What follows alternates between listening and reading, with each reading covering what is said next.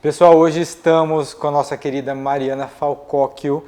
Ela é a médica veterinária das nossas gatas e temos um enorme prazer de tê-la como cliente também. Mas antes de qualquer coisa, pessoal, curtam, sigam e compartilhem essas informações para que chegue ao maior número de pessoas. Isso vai ajudar muita gente.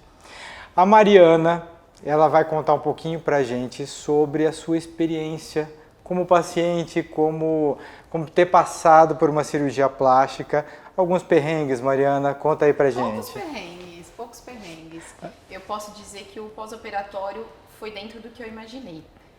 Quando eu me propus para fazer um procedimento cirúrgico, eu imaginava que teria repouso, drenagens envolvidas, então eu idealizei isso e para mim foi bem tranquilo me recuperar, imaginando que seria algo para a vida, né? Então, o que seria 15, 30 dias dentro de um resultado que seria quase que para sempre. Então, não foi um perrengue para mim.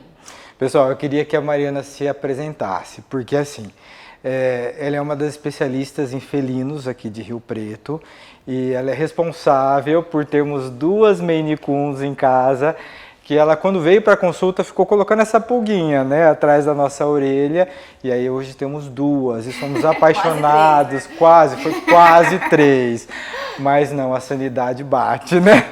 Olha, eu falo que 2 consegue ocupar aí o nosso coração, o nosso tempo, acho que é um bom número para a gente escolher de gatinhos.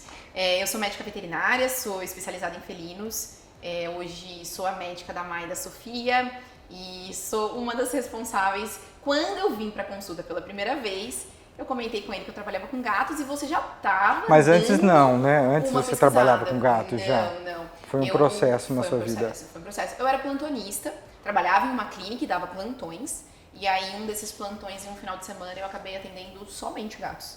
E eu parei para pensar, será que eu consigo hoje oferecer um serviço de qualidade para os felinos? E isso começou a me trazer alguns questionamentos que eu deveria estudar mais sobre esse universo. A maioria das pessoas que são especialistas em felinos, elas acabam sendo gateiras desde criança. Mas no meu caso foi ao contrário.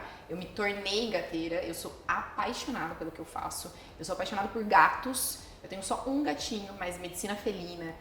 Consegui oferecer o melhor para o meu paciente num ambiente adequado, que é a clínica, com muito respeito à espécie. Né, respeitar que eles têm limites e admirá-los, né? Que eu acho que isso é o principal. Quando a gente entende a espécie, a gente passa a admirá-los e aí a gente quer o melhor para eles. Então, acabei estudando, acabei me apaixonando por gatos. Hoje eu tenho uma clínica de gatos que é a referência, clínica né, parceira de vocês. Da Mai e da Sofia, né? E é a clínica aqui de Rio Preto, nós somos os únicos especialistas. É quase um hospital ali, então e assim, processo. E gato é raro, né? Ficar doente eu já percebi, mas quando fica, né?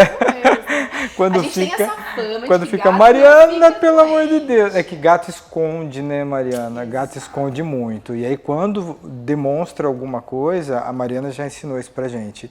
O gato, ele tende a esconder que ele está doente justamente para fugir dos predadores, né? Exato. A primeira consulta eu acho que é uma das principais, em que a gente fica batendo na tecla constantemente o quanto que os gatinhos não demonstram sintomas. Eles não vão avisar que eles estão doentes, porque se eles tivessem vida livre e eles avisassem as outras espécies que eles estavam doentes, eles seriam predados. Seriam mais vulneráveis. Exatamente. Então eles escondem o máximo possível os sintomas. E quando a gente observar um sintoma ou qualquer mudança de comportamento, então a Maia, que sempre está próxima de você no quarto, que você comenta comigo, e de repente ela não te recebe, é que na realidade ele já está bem avançado, o que sequer esteja acontecendo, né? Mas por mais que você mencionou que gatos não ficam doentes, você tem ali uma frequência com elas ali na clínica, né? Tem gente que só surge lá com uns 10 anos de idade. E aí a gente deixou de contribui muito para a saúde deles. Por exemplo, às vezes não oferecendo um sachê, que a gente fala tanto da importância da ingestão hídrica, que isso se feito diariamente, a gente consegue postergar aí o surgimento de algumas doenças que são características dos nossos pacientes, né? E foi tão legal, porque o dia que ela veio para consulta, né, benefício dela mesma, Exato. Aí começou a conversa de gato, porque na verdade eu já tinha uma vontadinha, Então, né, uma curiosidade. Googles aí, eu tinha uma curiosidade. Então misturou. Eu comecei a pintar felinos, né?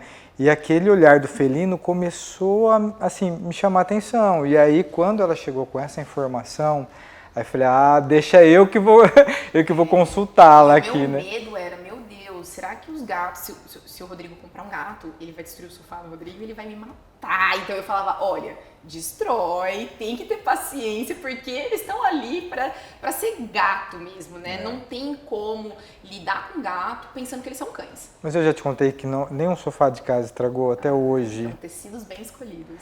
Os tecidos, os móveis são muito bons. Exato. A Jack sabe disso. Você desenhou um arranhador de excelência para eles, maravilhoso. Fiz um arranhador enorme com um puleiro, né? Talvez isso. Que eu já vi. Isso adequou a sua casa.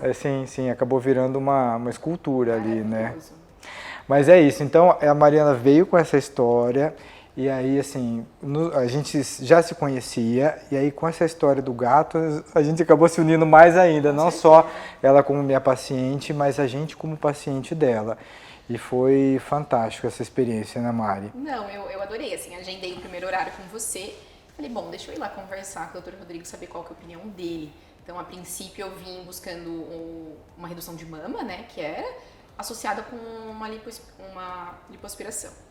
E aí a gente bateu um papo, eu lembro certinho, foi em torno de agosto. Acredito que seja em agosto mesmo. E aí a gente bateu um papo e você, super Mari, dá certo, vamos fazer. Conversamos de gato, logo em seguida. Foi muito rápido sua decisão, né? Logo em seguida já surgiu os gatos na sua vida.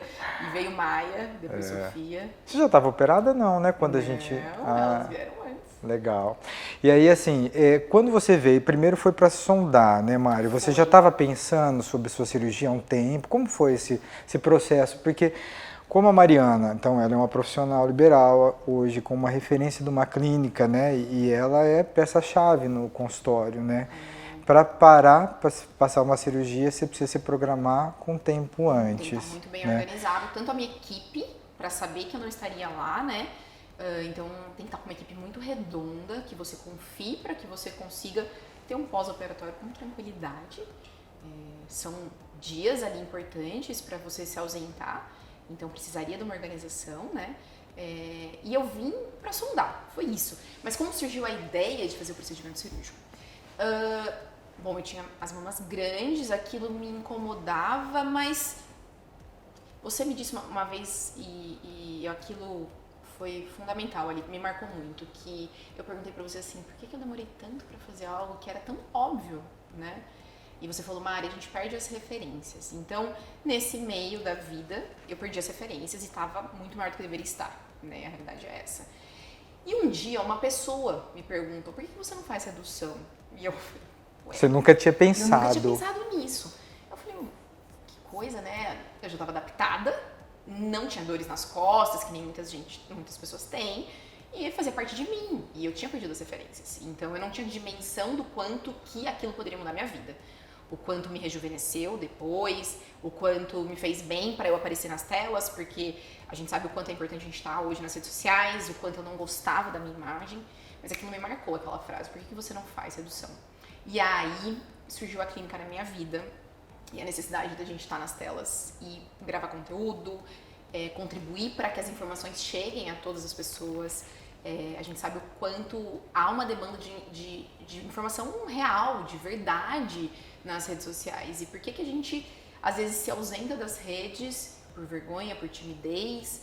E aí foram surgindo essas necessidades, né? Então surgiu a clínica, surgiu essa frase que me pegou, nunca tinha pensado sobre, e aí eu comecei a tentar gravar vídeos. E quando eu me olhava, principalmente que no começo a gente grava muito na selfie, né? Uhum. Então fica uma aparência já estranha, eu não conseguia me ver. E você só olhava para suas mamas? Eu tentava recortar o máximo possível, e quando eu tava distante, ela era muito maior, como ali naquela situação, eu achava, né? E a gente se julga. E eu falava assim, não dá certo isso, não consigo, não tô me reconhecendo. E aí eu tinha pessoas que trabalhavam comigo e assim, é diferente o nosso olhar conosco do que com as pessoas têm, né? Não, mas você tem que fazer, ninguém tá reparando e aquilo é difícil. A gente sabe que há uma demanda, há uma necessidade, eu preciso contribuir, mas eu não tô me reconhecendo no que eu tô vendo. Interessante, essa parte eu já não sabia, tá vendo como começou? E aí eu estipulei que no meu projeto eu tinha que estar nas telas. Legal. Eu tinha que estar distribuindo informação, contribuindo para aquele tutor que acha que gato não fica doente e que ele não precisa ir ao veterinário. Eu tinha que estar compartilhando isso com todo mundo. E eu tinha que gostar de me ver. Senão eu nunca ia conseguir fazer isso. Do jeito que eu sou crítica, mesmo que eu simplesmente postasse, eu não ia conseguir fazer. Então eram metas pré-estabelecidas dentro do meu coração. Legal. E antes disso, que é até legal falar, né?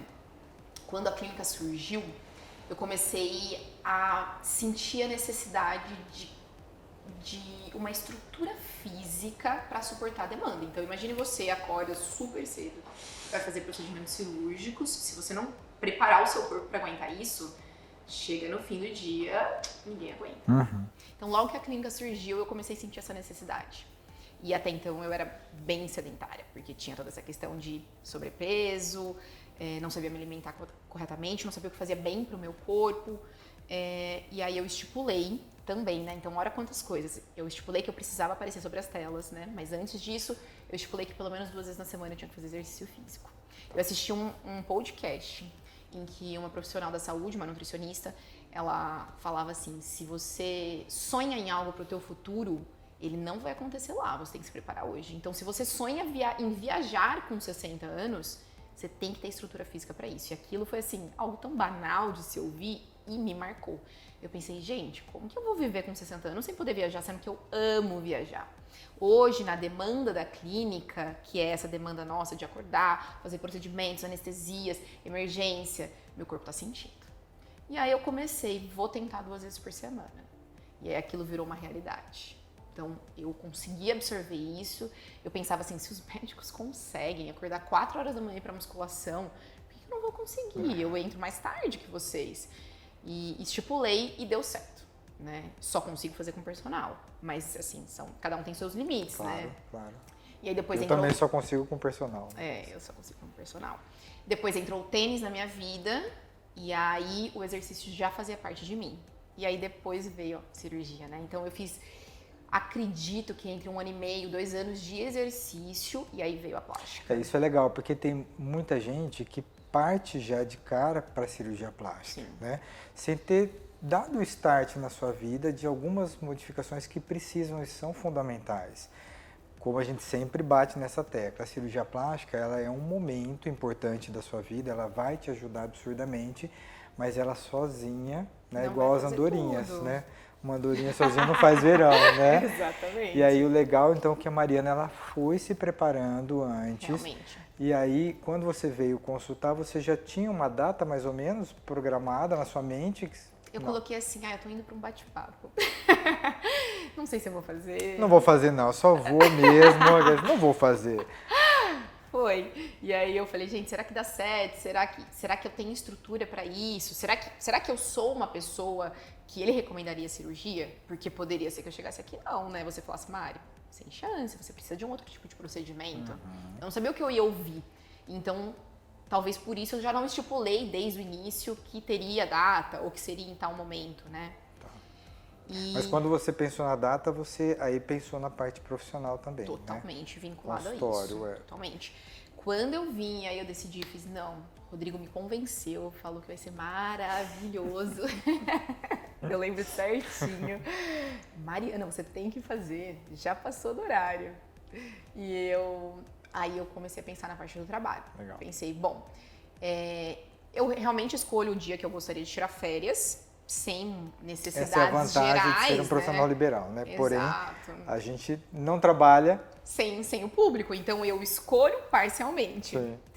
E aí eu pensei assim, que uma data que eu poderia ter o suporte, porque a gente tem que ter pessoas para nos auxiliar, né? A gente não vai poder dirigir, a gente vai ter uma limitação no banho, na vestimenta, então eu precisaria ter uma organização familiar para que me desse esse suporte. Então também tinha pensado só nisso, às vezes isso não que só é em importante mim, né? na consulta, né, Mari? Porque a gente conversa bastante sobre isso. Para as pessoas tomarem a decisão, até se vai fazer ou não e quando fazer, ela precisa pensar muito no entorno, Sim. muito na parte tanto profissional quanto ambiental e na assessoria que ela vai precisar, porque senão entra em depressão, fica E com não depressão do pensar em humor. curto prazo, né? Eu não posso simplesmente pensar assim, eu vou ficar bem em 3 dias. Então fulano me ajuda por 3, mas e se não der certo, né? Assim, um serviço aí de enfermagem, tem que ter alguma carta na manga para se organizar bem e não pensar nisso no pós. Isso tem que estar pré-estabelecido. Sim. Então isso foi uma das coisas que eu pensei, mas eu também pensei que sempre no fim do ano, que é uma data que eu gosto muito de estar no Natal e no Ano Novo com a minha família, eu sempre tiro pelo menos a semana do Natal e do Ano Novo. É uma semana familiar. Então eu juntei isso, cheguei pra você e falei, olha, preciso ser o mais perto possível do Natal. Você falou pra mim, Mari, muito perto do Natal não é uma data muito boa, vamos fazer no começo de dezembro? Aí eu pensei, bom, 15 dias que eu já tiraria, junto com mais 15 de janeiro eu volto com a bola toda. E foi assim que a gente acabou tomando essa decisão. Achava que até voltaria antes. Você achava? É isso que eu queria saber. Eu achava. O que você acha que, da sua expectativa, o que você acha que não estava boa para voltar antes? Enfim. Eu estipulei que eu era uma pessoa forte. Então eu pensava, você falava pra mim, Mari, você vai sentir fraqueza. Você não conte que você vai voltar cedo pro trabalho. Eu pensava, gente, mas será, né? Assim, você não, cuidado, se organize, porque realmente pode ser que você até volte, mas se organize para não voltar. E aí, quando passou, acho que uns 15 dias do procedimento cirúrgico, eu tinha uma anestesia na clínica agendada. Acho que a gente fez lá pelo dia 7, não sei. Mas eu lembro certinho, uns 10, 15 dias. E eu falei, não, Tranquilo. tô me sentindo bem. Acho que dá. Porque você está em repouso, então você não imagina as necessidades que o teu corpo, a demanda energética que vai precisar, como vai ser aquele fato de você estar. Eu pensei, sentadinha, uma anestesia tranquila, não vai ser um procedimento de horas, vou fazer o teste. Fui e fiz, parcialmente liberada pelo meu médico. E aí eu pensei, não dá certo. Mas é porque assim, gente, cada pessoa vai ter uma resposta conforme a cirurgia que passou, né? Então a Mari, ela estava com certo sobrepeso, então a quantia dela da lipoaspiração era uma quantia considerável. Significativa. Né? Então isso não tinha como não repercutir no seu dia a dia, no começo, né? Ia ficar tudo bem. Mas... e eu tinha isso em mente, assim, em nenhum momento eu fiquei insegura de que não daria certo depois. Mas eu achava que eu conseguiria. Só que assim, estar lá, trabalhar na área da saúde, demanda de energia pra gente ter raciocínio rápido, né? Pra eu conseguir tomadas de decisão. E assim, imagine que eu estivesse lá e eu tivesse uma emergência. Meu corpo seria 100% apto para ter uma reação? Terminou o procedimento cirúrgico e eu tinha avisado a clínica inteira que eu voltaria em 10 dias. Eu tô voltando, pode? Tô voltando. Enche minha agenda. Pessoal, pode agendar, porque eu tô ali pra consultar. E os gateiros tudo ali, né? Quero voltar. Terminou o procedimento, eu falei, meninas, boa sorte. A clínica... Se precisarem de mim... Eu vou estar no telefone, mas eu vou ficar de repouso. E aí eu tomei minha decisão que o que eu senti, nenhuma intercorrência, mas eu senti que eu precisava... Desse tempo. Para eu me recuperar bem. Havia uma necessidade de eu estar lá? Não, eu tenho uma equipe parceira. Eles conseguiriam estar ali, senão eu não teria tomado decisão pela cirurgia naquele momento. Eu sabia que eles tinham condições. Talvez é mais aquela coisa que a gente gosta do que a gente faz, então a gente sente por estar longe também, a gente quer estar com as pessoas que a gente gosta, na nossa rotina. E ali naquele momento eu falei, não quero isso, eu vou fazer meu repouso certinho. E assim, até hoje, né, eu sou uma pessoa que eu incho muito, né, então no pós-cirúrgico mesmo, eu fiquei extremamente inchada. Verdade. E isso me incomoda.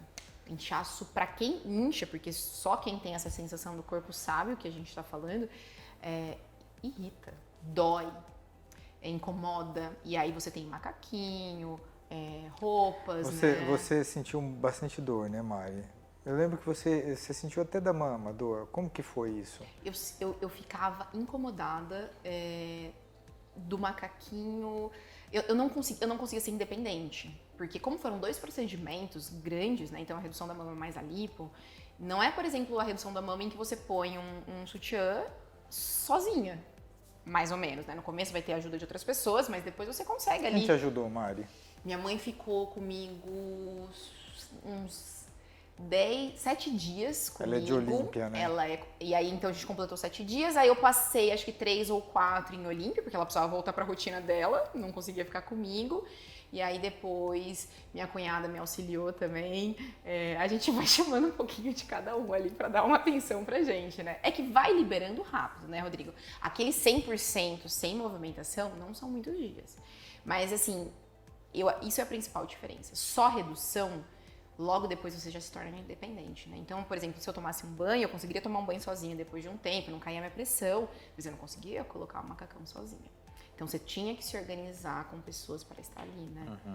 E aí precisa de Isso é fundamental, né? Cada pessoa vai responder de uma forma. Existem algumas variáveis, uma quantidade de lipoaspiração associada, outra sensibilidade de cada um. A parte emotiva, então, nem se fala, porque tem pessoas que são extremamente independentes, né, e querem resolver tudo sozinha. Tem outros que são independentes e se incomodam de estar nessa posição. E isso gera até uma raiva dela estar daquele jeito. Eu falava, gente, quando eu vou pôr esse macacão sozinha? Então. Isso piora a dor, piora a irritação, piora assim, tudo. E aí, assim, você acha que você teve mais dor ou mais desconforto, Mari? Eu acho que a sensação do macaquinho com a mama junto, ele é incômodo. Eu não sinto que eu tive tanta dor, eu dormia bem, os remédios causam aquela sonolência, mas o inchado, né? Dormir de barriga para cima era algo que você já fazia antes ou não? Teve dificuldade nisso? Eu tive porque eu percebia que às vezes quando você vê, você já tá mudando de posição, porque você começa a ficar bem rápido, né? Então é assim, é estranho explicar, porque são 30 dias para você se sentir mais independente, parece longo, principalmente os primeiros dias, só que você tá muito perto de estar independente. Então, quando eu vi, eu já tava, virando. Eu lembro que um dia eu cheguei aqui, você fez de jeito nenhum, isso não pode. Não pode. Eu falo, meu Deus, mas é assim, inconsciente, né? Você tá dormindo. Sim. E aí eu já tava me sentindo bem, né? Os remédios te deixam bem, então é um misto ali. Mas o inchaço eu lembro que me incomodou muito. E assim, basicamente o macaquinho em si, não estar de macaquinho, porque eu acho que isso a gente sabe adaptar rápido. Mas a demanda dele em cima de 2 procedimentos, cuidados com pós-operatório, de cicatrização, é diferente. A Mari, ela optou por não colocar prótese, né, Exato. Mari? Foi só a redução mesmo. O que você pensava sobre isso? Por que você chegou a essa conclusão que não queria uma prótese? Olha, vai completar quase 2 anos que a gente fez o procedimento cirúrgico. Lá já se batia, assim, se debatia a respeito da não necessidade da prótese, né, na redução. E aí, quando eu conversei com você, você super topou. Olha... Se arrepende disso? Não. Nem um pouco. Eu acho que... Não sei se o fato de eu sempre ter tido mama grande desde mais novinha, né? Minha família inteira teve, todos fizeram procedimento de redução. Mas eu nunca me visualizei com silicone. Talvez o fato que já era grande, eu não imaginava, e depois eu imaginar uma mama... Assim, não necessariamente quem põe silicone é grande, mas a gente tem sempre aquela característica, né, de que o silicone vai trazer aquela mama grande, não me arrependo. Sou completamente apaixonada do jeito que tá hoje. Isso é legal porque, assim, também é individual, né? Cada pessoa tem uma imagem, tem um desejo, né? Não é errado de forma alguma quem quer colocar uma prótese, também não é errado quem não quer colocar uma prótese. E o legal é a gente respeitar essa decisão do paciente. A gente pode dar subsídios para ajudar na decisão e cada pessoa tem uma sistemática, ninguém vai ser igual ao outro, né? O seu dia a dia é diferente de outras pessoas, né? E isso não te pegava, né? Não tinha essa necessidade. E também o que a pessoa acha que é bonito. Sim. Né? E isso é muito individual. E aí nessa hora você tem que pensar exatamente no que é pra você, não do que é uma demanda social, né? O que as pessoas querem ver em você, né? Até hoje as pessoas questionam, nossa, você não pôs, a gente nunca nem sequer passou pela minha cabeça. A gente passou por algumas fases, eu percebo, dentro da plástica, né? Desde que eu estou na cirurgia plástica. A gente começou, assim, quando eu comecei, né, tava começando as próteses, eram próteses menores, tamanhos menores, aí foram aumentando de tamanho, boom, aí começou de novo a diminuir e hoje está voltando também a ter essa preocupação com a mama natural, sem ter a prótese. Então, é legal isso daí, e o bom é cada pessoa sentir a necessidade própria de cada coisa. E as recomendações médicas, né, porque eu acho que também tem casos que não se adaptam ali. E o que mudou na sua vida, Mari, depois de ter passado por essa cirurgia? Olha, eu me reconectei, né, comigo, assim, hoje a imagem que eu vejo no espelho é o que eu gostaria de estar vendo mesmo, né. E 2 assim, anos faz já? Em dezembro vai fazer 2 anos agora. Foram processos, né? Então, primeiro o exercício, que eu abracei a minha vida. Hoje eu sou completamente apaixonada e eu comecei de maneira bem devagarzinho, né? Acho que isso é importante falar, né? Não caiam, não mergulhem no exercício de uma hora para outra, porque você vai parar. Eu fui devagarzinho, fui aceitando. Isso mesmo pra dieta, mesmo pra tudo. Pra tudo, né? Às vezes a gente tá tão empolgado naquele começo, mas será que eu vou aguentar isso? Então, assim, fui devagarzinho, hoje faz parte da minha vida. Fiz o procedimento cirúrgico e depois eu me entendi com a alimentação, assim, né? Entendi todas as minhas intolerâncias alimentares, que sempre estiveram presentes, mas que eu não entendia a repercussão que isso tinha. E hoje eu olho no espelho, conectei, né, exercício, a estrutura física que eu almejei. A mama menor, ela é muito importante para a juventude, a jovialidade, que seria a palavra. Então eu consigo hoje gravar um stories ou estar aqui com você mais tranquila, livre, mais tranquila. E o que eu vejo no espelho é realmente o que eu gostaria, assim. Eu não sou uma pessoa tão de me iludir que eu vou parecer com terceiros. Eu fico feliz de estar do jeito que eu estou, com a minha própria aparência dentro do que nós temos ali, né? E aí eu me reconectei. Hoje eu consigo gravar um stories, aprendi a me expor, que são projetos dos profissionais, né? De saber estar nas telas. E a cirurgia foi fundamental. E a Mariana tá gravando, né, na CBN, na rádio, né? Isso, a gente tem uma coluna de sábado falando sobre gatos, universo felino. Todo sábado na CBN, a gente tá no Instagram, estamos aqui com você. Legal. Então é muito, muito bom. Ô Mari, e aí assim, me falaram que depois que você fez a cirurgia, você começou a receber mais gatos na sua vida. É verdade ou não? Olha, essa é uma pergunta polêmica. Mas se sentir bem é fundamental pra gente emanar uma energia positiva. Já tá que feliz, cuida de felinos, né? E tá feliz, e aí a vida se conectar, né? Acho que se encontrar faz com que a gente tenha essa resposta do universo mesmo, né? No trabalho mudou também, né? Porque você... Sabe uma coisa importante que eu tenho pra falar? Que eu acho que isso é bem legal pros ouvintes? Muita gente me falava que eu só podia fazer redução de mama depois que eu tivesse filhos. E eu lembro que eu cheguei aqui e eu te falei isso. Eu falava assim, nossa, já faz uns 3 anos, vai fazer uns 3 anos que tinham me falado da redução de mama. Ai, será que um dia eu vou ter um filho? Será que eu vou ter filho? E eu ficava, então tem que ser depois. Mas assim, não tem nada a ver, gente. Façam a redução, porque senão você vai se sentir, entre aspas, inadequado para o que você deseja, né? Porque eu ia falar feio, mas não é feio, mas inadequado para o que você almeja para você, por conta de algo do futuro. Então, se eu tivesse pensado isso, eu não teria feito, não iria estar para completar 2 anos de procedimento cirúrgico e eu ainda estaria infeliz com a minha aparência. Então, assim, não tem dessa. Existem alguns tabus, né? Por exemplo, o paciente, ele quer fazer uma lipoaspiração e aí ele fala assim, não, eu tenho que engravidar primeiro. Não, isso está errado, esse pensamento, né? Assim, a gente vai tratar a indicação da pessoa. Agora, se você tem uma lipodistrofia, um acúmulo de gordura em alguns locais, com certeza é melhor você tratar antes de uma gravidez, porque o estímulo hormonal nessas regiões vão ser menores, né? Porque você não vai ter mais aquela gordura que você tinha para sofrer as alterações hormonais, né? Então, é legal você tratar o seu corpo, porque depois da gestação você vai estar com um corpo compatível com o corpo que você estava, né?